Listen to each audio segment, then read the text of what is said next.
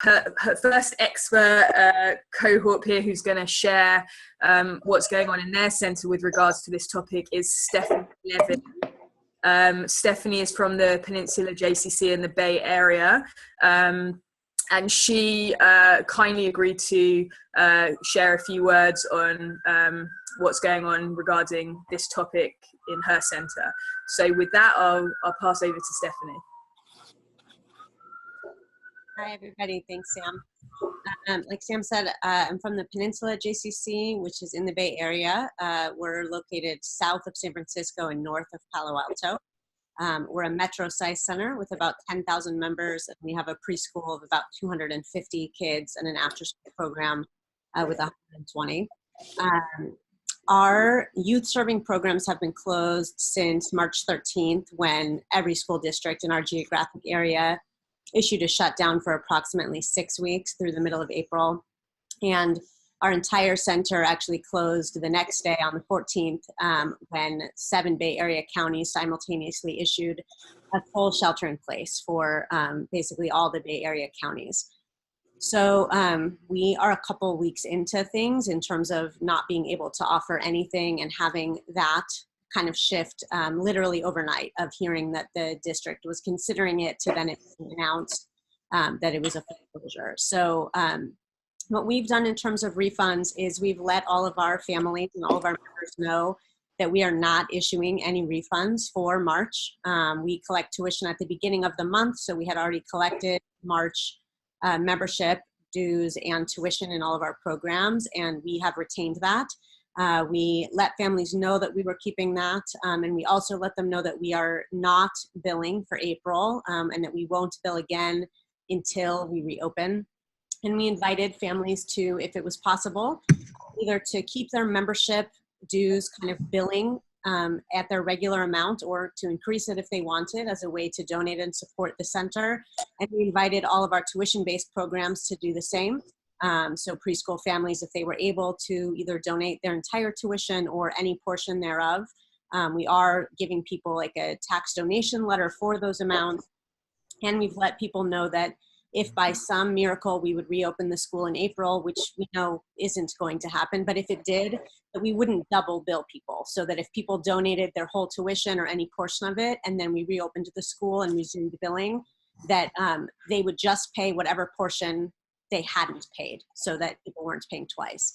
And we've had a fairly decent response. We've had 200 families agree to keep their membership dues running so far, and that's only been in effect for a few days.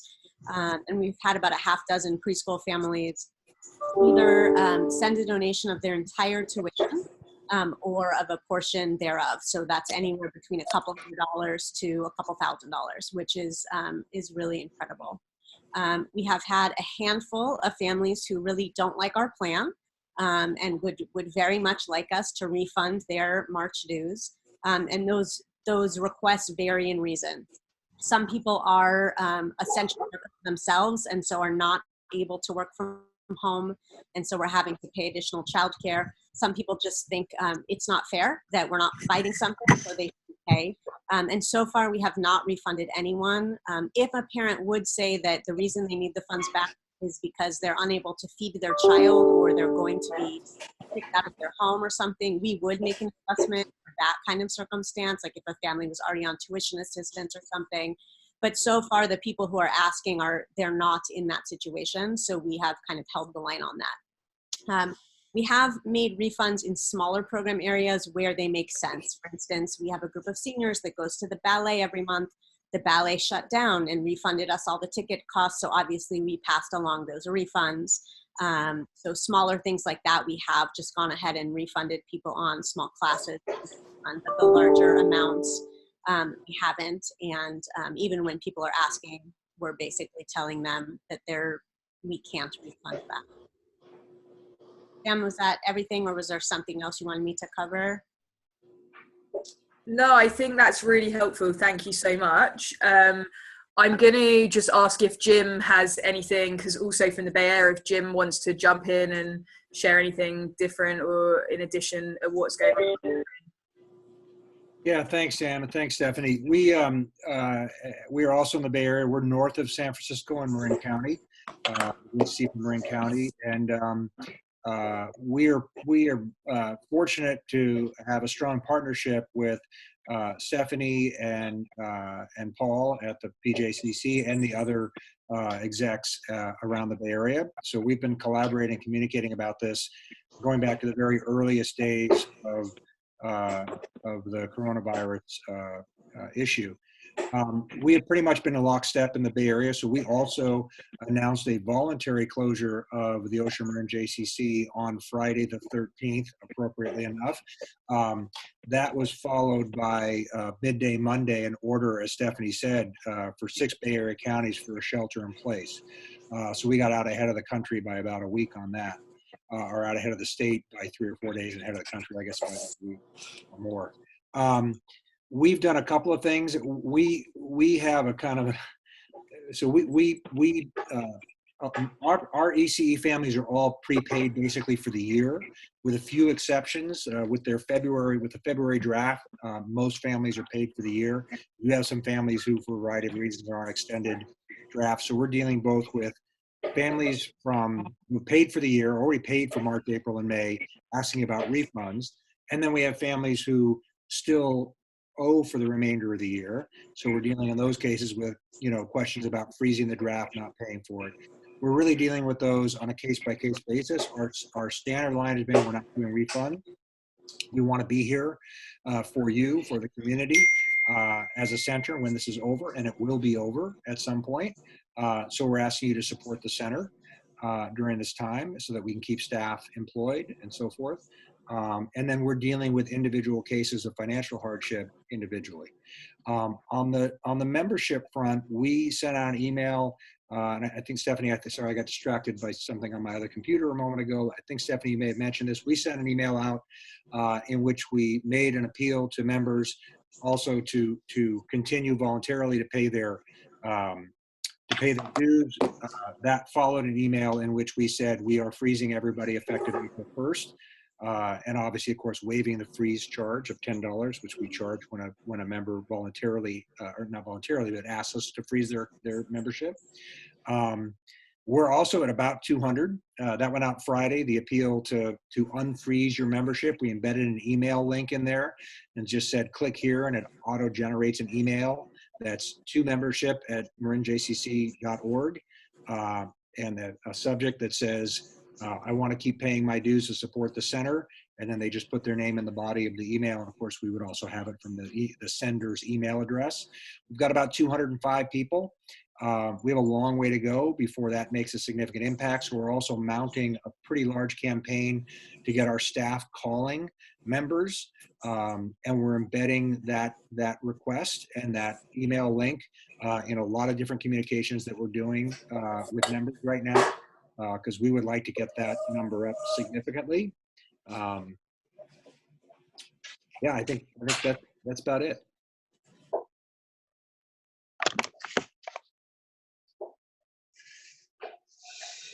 Sorry, I was on mute. Thank you so much, Jim. I know that Stephanie and Jim won't be able to stay on for the whole call because you've been called to another call. So I really appreciate you guys taking the time to jump on. I'm going to hand over in 1 minute to Jason.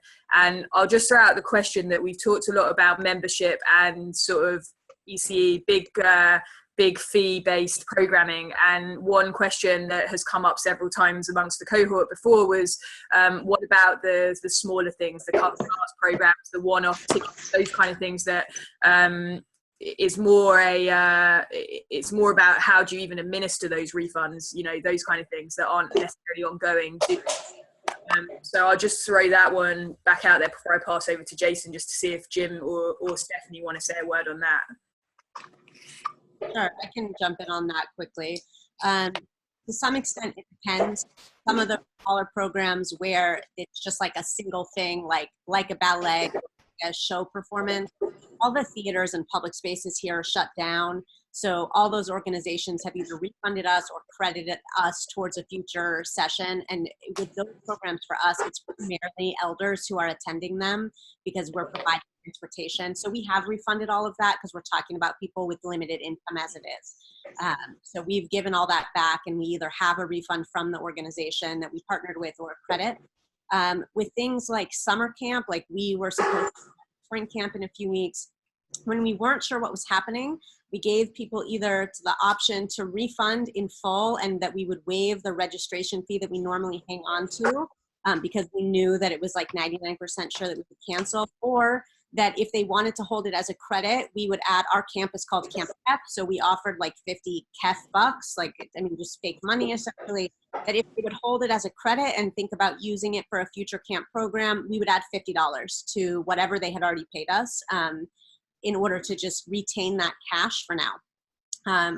We also, with our summer camp, we offer like a month-by-month billing program so that people don't have to pay all up front.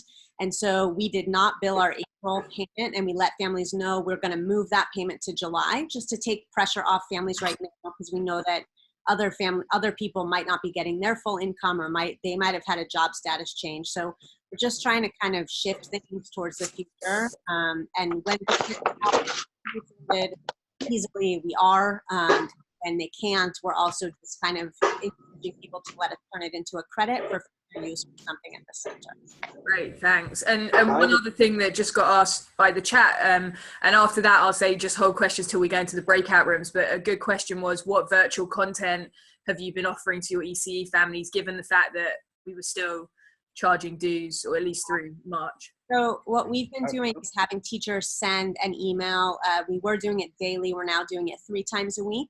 It's something called a storyboard that's through we use an online platform called Canbu for our communication tool. And so teachers can kind of create a virtual lesson for families to follow along with. They typically include a video from the teacher talking about something, or walking around outside and showing the kids something. And then some activity prompts, like ideas for parents to set up a provocation in the home, or a list of recommended books. It could be a video of the teacher reading that book. We've also had them invite the students to do a project at home and then send a photograph of that kid and their project back to the teacher. The teacher then puts that in the next day's newsletter. And most of the classes, at least age 3 and up, they are doing like Zoom calls with their teachers once a week. We have our music teacher doing like Zoom classes for each age cohort. With the 2-year-olds, it's different. I don't think any of the 2-year-old teachers have attempted a Zoom call, though it would be fascinating if someone did, and probably hilarious. But the 3s and up, we've really been trying to have the kids still get to interact with each other, setting up a WhatsApp group for the families. And the teachers have been extremely engaged and really, they miss the kids and they want to feel connected. So they've been really working hard to do that. Our after school program has done similar, but just it's scaled back, since we know that those kids are also getting virtual learning work from their regular schools. And so we don't want it to just be overwhelming for the families. Okay, thanks so much. I'm going to pass over now to Jason Koonsman from Pittsburgh, who also agreed to just share a little bit about what they're doing around this topic in Pittsburgh. Hey everybody, good afternoon, and Sam, thanks for the invite to participate. So here in Pittsburgh, we have 2 locations, one in the city of Pittsburgh in the Squirrel Hill neighborhood, and our second location is out in the suburbs, about 12 miles away in the South Hills. We have an early childhood center in both of those locations. In Squirrel Hill, we have about 200 children, and in the South Hills, in our suburban location, we've got about 110 participants. In Squirrel Hill, we run an after-school program where we have 135 children that participate from, I believe it's 7 or 8 different schools locally here. And I'll sort of add to what Stephanie shared in terms of virtual programming, and I'll focus on the after-school segment for a moment. Recently, we had, within the last probably 18 months or so, we had kicked off a sort of a health and wellness campaign within our after-school population. And so in terms of virtual content for the after-school kids, we've chosen to focus on health and wellness. we started a step challenge. We're doing a healthy bingo challenge over this week. And the bingo card is full of different activities that range from going from a run to doing a virtual tour of a museum. So trying to focus on both the physical as well as the mind, giving the mind some exercise as well. And the uptake has really been great.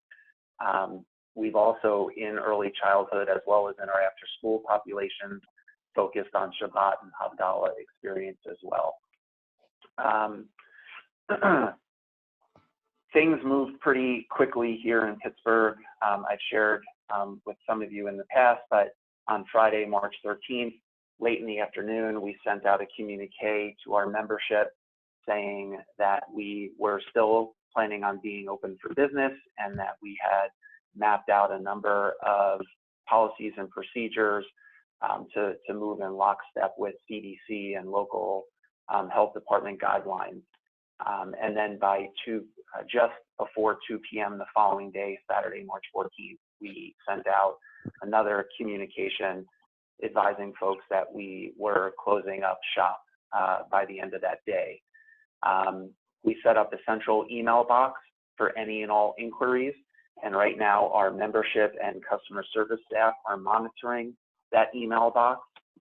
And I would say that for the most part, the inquiries have been relatively sort of genuine and curious in nature, with a few that I might characterize as angry or disappointed. But for the most part, the community appears to have been relatively understanding.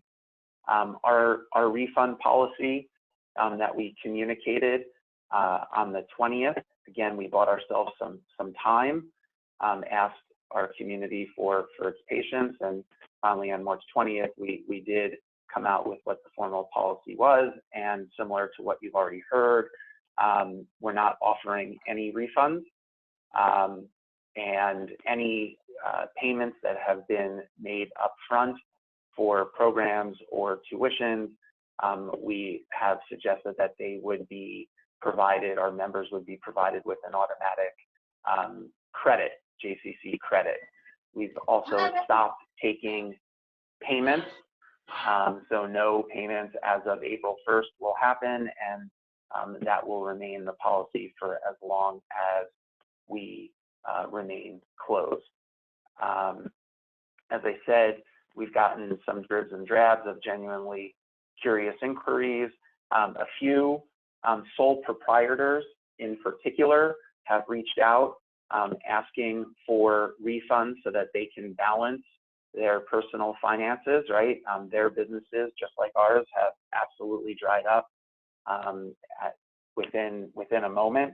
But to this point, we've sort of towed the company line, and that I worry that that could become a very slippery slope, sort of addressing the one by one. Then, you know, our community, I'm sure, is no different than anybody else's. Once that word gets out, who the heck knows what sort of can of worms we might open, and it hurts. It sucks.